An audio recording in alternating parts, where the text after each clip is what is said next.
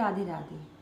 मैंने नया चैनल बनाया है, इस पर मैं हर प्रकार की कथाएं किया करूंगी और जो भी बहन इस कथा को देखे वो लाइक शेयर सब्सक्राइब जरूर करें। मेरी कथा अगर अच्छी लगे तो उसमें कमेंट भी लिख के भेजें, जिससे मैं और भी नई नई कथाएं सुनाऊंगी।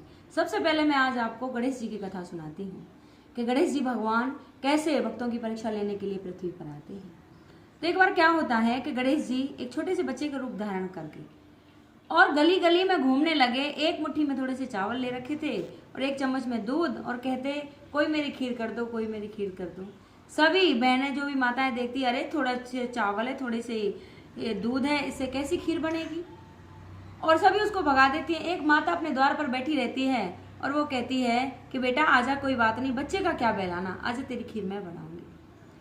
अब वो बच्चा अंदर चला जाता है, माता भी अंदर चला जाती है, लेकिन माता को ये नहीं पता होता कि कौन है।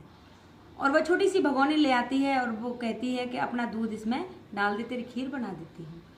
तो गणेश जी भगवान जो थे, बच्चे का रूप धारण किए हुए थे, वो बोले कि माता इसमें मेरी खीर कैसे बनेगी, ये तो छोटी सी भगोनी है, मेरी खीर बनाने के लिए तो बड़ा सा एक भगोना लेके आ। वो बोला कि देख हम तो बहुत गरीब हैं और हमारे पास कहाँ है भगोना, और इतना सा तेरा दूध है, इसमें बेटा तू क्यों जिद करता है, इसी में तेरी खीर बन जाएगी ना। जिद पड़ गए। अब वो बड़ा भगोना लेके आई, बड़े भगोना जैसे ही वो दूध डाला वो सारा भगोना भर गया। अब वो बोले कि माँ इस चूल्हे पे खीर नहीं बनेगी, बड़ी सी भट्टी बनो।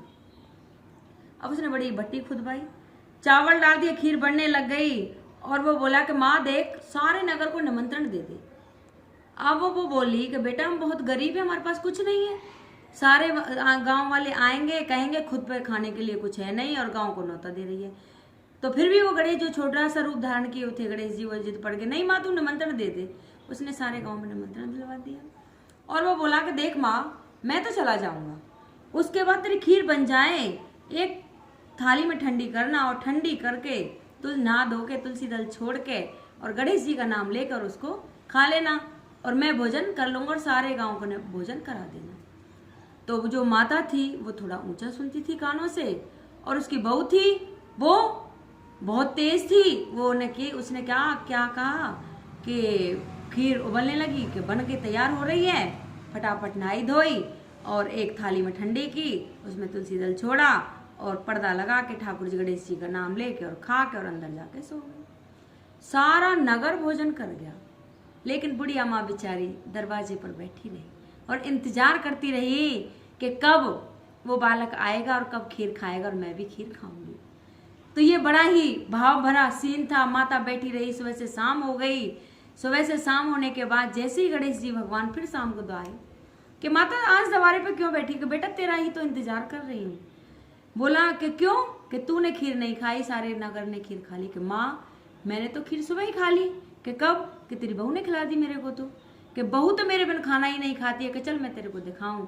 तो उसने दिखाई कि थाली वहां रखी थी। अब तो सास बहू में आपस में झगड़ा होने लगा कि तूने मेरे से झूठ मतलब कहा भी नहीं और तूने खा लिया सबसे पहले, और अब मतलब तू कैसी बहू।